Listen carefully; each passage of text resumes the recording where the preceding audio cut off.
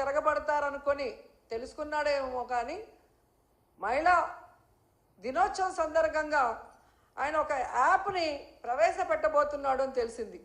దాని పేరు శక్తి యాప్. మహిళా భద్రత కోసం అంట. సంతోషం, కనీసం నీకు కొత్త ఆలోచన రాకపోయినా జగన్మోహన్ రెడ్డి గారి ఆలోచనని కాపీ కొట్టి ఈరోజు పేరు మార్చైనా పెడుతున్నందుకు సంతోషం. కానీ పేరుతో సరిదిద్దద్దండి, దాన్ని సక్రమంగా ఇంప్లిమెంట్ చేసి మహిళా పోలీస్ స్టేషన్లని దిశ యాప్ ఉపయోగించి అలాగే మహిళా పోలీసులు ఉపయోగించి మహిళల్ని రక్షించే విధంగా ముందుకు వెళ్ళండి. అలాగే మీరు ఏదైతే యాప్ని ఈరోజు ఇంట్రడ్యూస్ చేస్తున్నారో కేంద్రంలో రాష్ట్రంలో మీ ప్రభుత్వమే అధికారంలో ఉంది కాబట్టి దానికి చట్టబద్ధత కల్పించండి. అప్పుడే మహిళలకి పరిపూర్ణమైన భద్రత కలుగుతుందని కూడా చంద్రబాబు నాయుడుకి సూచిస్తున్నాం. ఎందుకంటే ఈరోజు మీరు చూస్తే ఇంతవరకు జరిగిన ఏ క్యాబినెట్లో కూడా చంద్రబాబు నాయుడు గారు లేదా ఆయన యొక్క క్యాబినెట్ మహిళా భద్రత గురించి ఏ రోజు కూడా చర్చించలేదు. కానీ వ్యాపారులకి, మద్యం వ్యాపారులకి కమిషన్ పెంచడానికి వాళ్ళు క్యాబినెట్లో డిస్కస్ చేశారంటే ఎంత సిగ్గుచేటో ఒకసారి ఆలోచించండి. ఎందుకంటే ఈ మద్యం, గంజాయి, డ్రగ్స్ వల్లే మహిళల మీద దాడులు, మహిళల మీద రేపులు, చిన్నపిల్లల్ని సెక్షువల్ హరాస్మెంటు, ఇళ్లలో భార్యల్ని, తల్లుల్ని గృహహింసకి ఇవన్నీ కారణం గంజాయి, డ్రగ్స్, మందును విచ్చలవిడిగా ఫోన్ చేస్తే ఇంటికి డోర్ డెలివరీ చేసే దౌర్భాగ్య పరిస్థితి ఈరోజు చంద్రబాబు నాయుడు గారి ప్రభుత్వంలో ఉంది. సాక్షాత్తు ముఖ్యమంత్రి గారు ప్రాతినిధ్యం వహిస్తున్న కుప్పంలో గంజాయి సాగు ఈరోజు ఎకరాలకు ఎకరాలు జరుగుతుంది. అలాగే ఈరోజు సీఎం గారు నివాసం ఉంటున్న ఈ గుంటూరు జిల్లాలో డ్రగ్స్కి అడ్డాగా మారింది. ఇక హోంమంత్రి అనిత ఇన్ఛార్జిగా ఉన్న వైజాగ్లో ఆ చుట్టుపక్కల గంజాయి సాగు ఎలా తాగుతుంది, డ్రగ్స్కి అడ్డాగా ఎలా మారుతుంది అనేది తెలుసుకోవాలి, సిగ్గుపడాలి, వాటిని అరికట్టాలి. ఎందుకంటే వీటి వల్లే మహిళలకి భద్రత లేకుండా పోతుంది. ఫస్ట్ వీటిని అరికట్టగలిగితే మీరు మహిళలకి ఎంతో మేలు చేసిన వాళ్ళు అవుతారు. ఆ తర్వాత దిశ పోలీస్ స్టేషన్ల ద్వారా మీకు ఇన్ఫార్మ్ వచ్చిన వెంటనే కనుక రియాక్ట్ అయితే జగనన్న ప్రభుత్వంలో లాగా మహిళలు గుండెల మీద చేసుకొని ప్రశాంతంగా ధైర్యంగా ఉండగలరని కూడా ఈ సందర్భంగా తెలియజేసుకుంటున్నాను. ముఖ్యంగా మహిళా దినోత్సవ సందర్భంగా డిప్యూటీ సీఎం పవన్ కళ్యాణ్ గారిని ఒక 2 క్వశ్చన్లు అడగాలనుకుంటున్నాను. పవన్ కళ్యాణ్ గారు గత 5 సంవత్సరాలు ఊగిపోయి అరుస్తూ మహిళల కోసం ఎంత మాట్లాడారో మనం చూసాం. ఈ రాష్ట్రంలో జగనన్న ప్రభుత్వంలో 30,000 మంది మహిళలు అక్రమ రవాణా అయ్యారు, కేంద్ర నిఘా వర్గాలు చెప్పాయి అని చెప్పి పవన్ కళ్యాణ్ గారు మాట్లాడారు.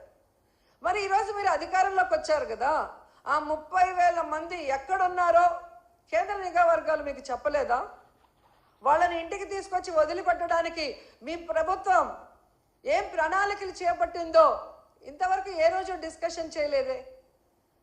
అంటే నీ రాజకీయం కోసం ఆడబిడ్డలను ఉపయోగించి అబద్ధపు ప్రచారం చేస్తూ జగనన్న మీద విషం చిమ్మాలనుకోవటం ఈ రాష్ట్రంలో ఉన్న మహిళలందరూ కూడా గుర్తిస్తున్నారని కూడా ఈ సందర్భంగా తెలియజేసుకుంటున్నారు. ఎందుకంటే మీరు ఒక మహిళా ద్రోహి. మీ రాజకీయ లబ్ధి కోసం మహిళల పేర్లు లేదా ఇలాంటి ఇష్యూస్ వాడుకుంటున్నారే తప్ప అధికారంలోకి వచ్చాక వాళ్ళకి మంచి చేయాలి, న్యాయం చేయాలి అన్న విషయంలో మీకు చిత్తశుద్ధి లేదనేది సుగాలి ప్రీతి విషయం కూడా తీసుకుంటే అర్థమైపోతుంది. చంద్రబాబు నాయుడు ప్రభుత్వంలో 2017లో జరిగిన ఇష్యూని అప్పుడు సైలెంట్గా ఉండి జగనన్న ప్రభుత్వంలో జరిగినట్టుగా ఎలా 5 సంవత్సరాలు ఆ ఒక్క విషయమే పట్టుకొని ఊగులాడారో మేము చూసాం.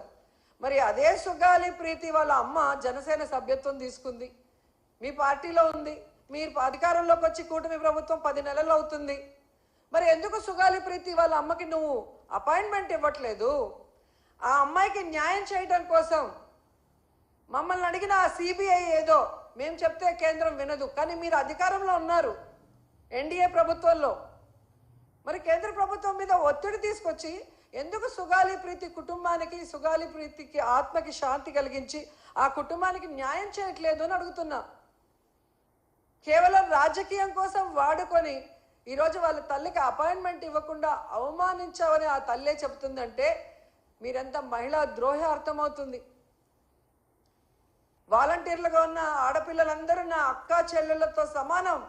వీళ్ళందరూ కూడా 5,000కి ఏమి వస్తుంది, 10,000గా వీళ్ళకి చేయిస్తాను అన్నావు. ఈరోజు అధికారంలోకి వచ్చాక 1,70,000 మందిని రోడ్డున పడేసి ఉద్యోగం లేదు, జీతం లేదు, వాళ్ళ జీవితాలకి దిక్కు లేకుండా పోతే ఎందుకు నోరు తెరవలేదు అంటే పవన్ కళ్యాణ్ నువ్వు మహిళా ద్రోహి కాదా అని అడుగుతున్నా.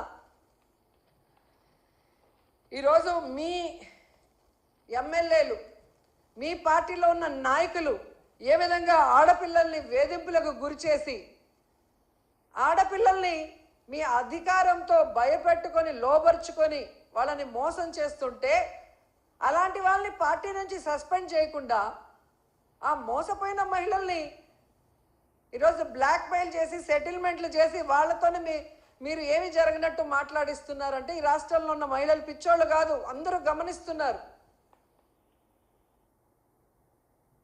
సో ఈ రాష్ట్రంలో మహిళా దినోత్సవం జరిపే అర్హత కూటమి ప్రభుత్వానికి లేదు. ముఖ్యంగా చంద్రబాబు నాయుడు గారు, పవన్ కళ్యాణ్కి అయితే అసలే లేదు. కేవలం పబ్లిసిటీ కోసం, మహిళా సాధికారత కోసం మేము ఏదో కృషి చేశామని డబ్బాలు కొట్టుకుంటే ఎవరు కూడా నమ్మే పరిస్థితిలో లేరు. ఈ రాష్ట్రంలో మహిళలందరూ కూడా ఎదురు చూస్తున్నారు, ఎప్పుడెప్పుడు ఎన్నికలు వస్తాయా, మహిళల్ని మోసం చేసిన, మహిళల్ని దగా చేసిన, మహిళలకి వెన్నుపోటు పొడిచిన ఈ కూటమి ప్రభుత్వాన్ని కూకటి వేళ్లతో పెకిలించేయాలని ఎదురు చూస్తున్నారు. ఈ కూటమి ప్రభుత్వ నాయకులు ఒక్కటే తెలుసుకోవాలి, ఆడవాళ్ళని మోసం చేసిన ప్రభుత్వాలు, ఆడవాళ్ళని కన్నీళ్లు పెట్టించిన ప్రభుత్వాలు బాగుపడిన చరిత్రే లేదు. ఈవీఎంలని మ్యానిపులేట్ చేసుకొని అధికారంలోకి వచ్చారేమో కానీ ఈరోజు ఈ మహిళల కన్నీళ్లు శాపనార్థాలకి మీరు అడ్రస్ లేకుండా పోతారని కూడా మీకు తెలియజేసుకుంటున్నాం.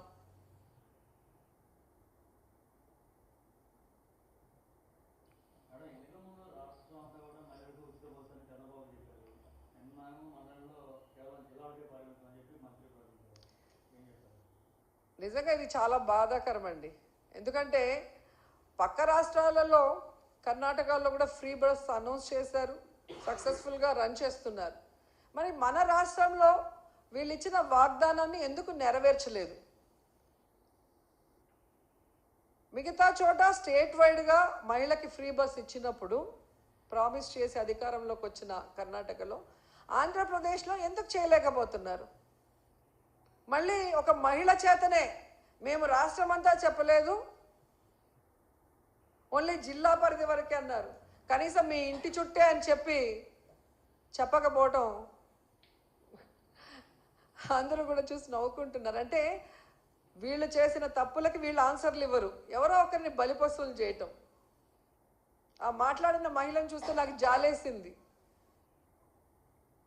గతంలో కూడా మీరు చూసారు, తెలుగుదేశం పార్టీలో పొగుడుకోవాలంటే వాళ్ళు వచ్చి కూర్చొని పొగుడుకుంటారు, సన్మానాలు చేసుకుంటారు. కానీ ఒకటి చేయలేనప్పుడు లేదా ఒక తప్పు జరిగినప్పుడు మహిళల్ని ముందుకు తోసి వాళ్ళతో ఏ విధంగా ఇతండంగా మాట్లాడిస్తారో మనం కళ్ళారా చూస్తున్నాం. సో మహిళలు ఈరోజు ఎంతో